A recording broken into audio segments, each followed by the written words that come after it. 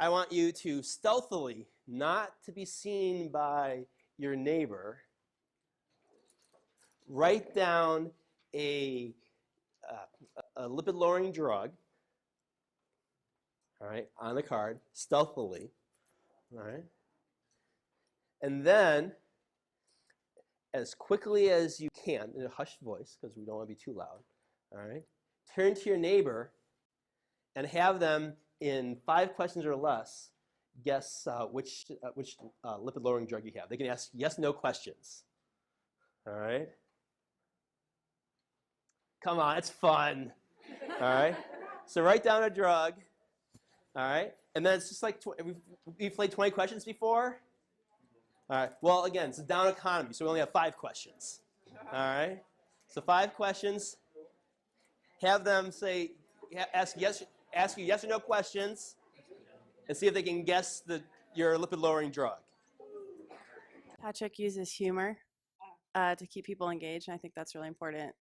This subject has the potential to be rather dry if students aren't staying engaged. And he does lecture, but he also incorporates class activities and just keeps people engaged and laughing.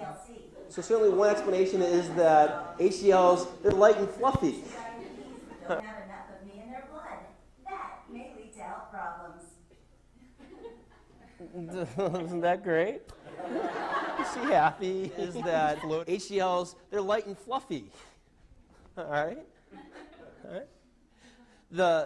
A more scientific explanation is that the apolipoproteins that are present on LDL cholesterol and HDL cholesterol are different. Humor is a great way of engaging and approaching, but humor can be distracting. Apparently, do you think his humor is distracting? Okay, so he's got a good use of humor to sort of take you into the topic in a way that doesn't distract you. Now, we all know the go-to drugs for lowering lipid levels. What are they? The statins are HMG-CoA reductase inhibitors, drugs that are going to work in the liver to biochemically inactivate the rate-limiting step in the production of cholesterol. Right?